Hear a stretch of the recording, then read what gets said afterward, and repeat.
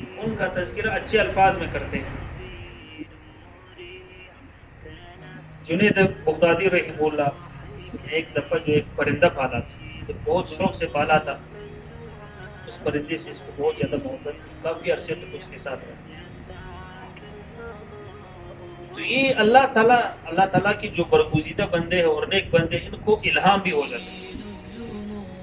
اب الہام اور وسوسہ کے اندر کیا فرق ہوتا ہے؟ ہمیں کبھی کبھار وسوسہ آ جاتا ہے کہ ہمیں الہام ہوا ہے. الہام اور وسوسے کا فرق بھی سمجھنا چاہیے کہ الہام جو ہے جب وہ اللہ تعالیٰ کی طرف سے ہوتا ہے، اور وسوسہ کس کی طرف سے ہوتا ہے؟ شیطان.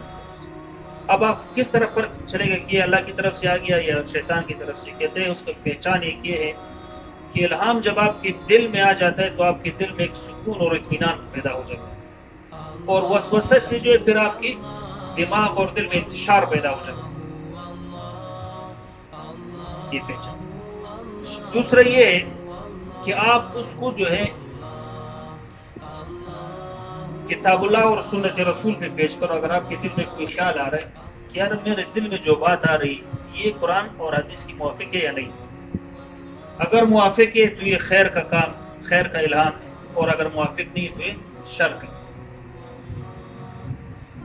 اگر آپ کو اتنا علم نہیں ہے کہ میں قرآن اور حدیث پہ کیسے پیش کروں، تو پھر بزرگوں کے طریقے پہ پیش کرو کہ میرے دل میں جو یہ بات آ رہی، کیا بزرگوں کہ میرے دل میں جو آ رہا ہے کہ میں یہ کام کروں، کیا بزرگ لوگ بھی یہ کام کر رہے ہیں یا نہیں کر رہے ہیں. اگر وہ بزرگوں کا طریقہ ہے تو اس کو سمجھو کہ آپ کے دل میں جو خیال آیا ہے، الہام آئی، یہ خیر کا ہے. اور اگر بزرگوں کا وہ طریقہ نہیں ہے تو پھر اس کو سمجھو کہ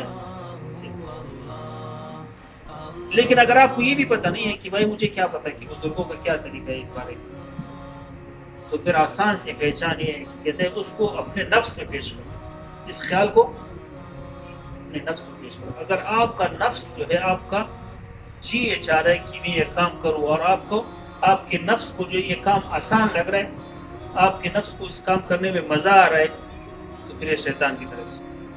اور اگر آپ کی نفس پہ یہ کام بوجھ ہو رہا ہے، تو آپ کے دل میں ایک خیال آئے کہ یار میں 100 رکعت کروں. اب 100 رکعت جب آپ پڑھے گا تو نفس آپ کو روکے گئے 100 رکعت یا کم از کم فیس بک کھولو، واٹس ایپ کھولو، اس سے تھوڑا سا ٹائم پاس کرو. 100 رکعت ہے کون پڑھے گا؟ تو اگر آپ کی نفس پہ بوجھ آ رہا ہے اس کو کرتے ہوئے کام کرتے ہوئے سمجھو کہ یہ اللہ کی طرف سے. تو جنید بغدادی رحم اللہ کا جو میں بتا رہا تھا کہ اس نے جو پرندہ پالا ہوا تھا کافی محنت سے، اس کے دل میں ایک خیال آیا تو اس کی طرف توجہ کی. یہ بزرگوں کی باتیں جو اہل تصوف کو سمجھ آتی. بعض لوگ کہتے ہیں کہ بھائی پرندے نے کیسی بات کی.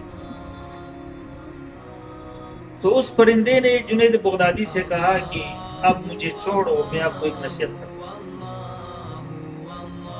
انہوں نے کہا کہ ٹھیک ہے نصیحت کرو. کیا نصیحت کرو؟ اس نے کہا کہ بھائی ہم پرندوں میں سے جو اللہ کی یاد سے جو ہے غافل ہو جاتا ہے تو پھر شکاری اس پرندے کو پکڑ لیتا ہے. پرندے بھی اللہ کا ذکر کرتے ہیں. کوئی من شیء الا یسبحون بحمدہ ولکن لا تفقهون تسبیحهم. قرآن پاک کیا ہے کہ کائنات میں جتنی بھی چیزیں سارے اللہ کی تسبیح کرتے ہیں، لیکن آپ لوگ اس کی تسبیح کو نہیں سمجھتے.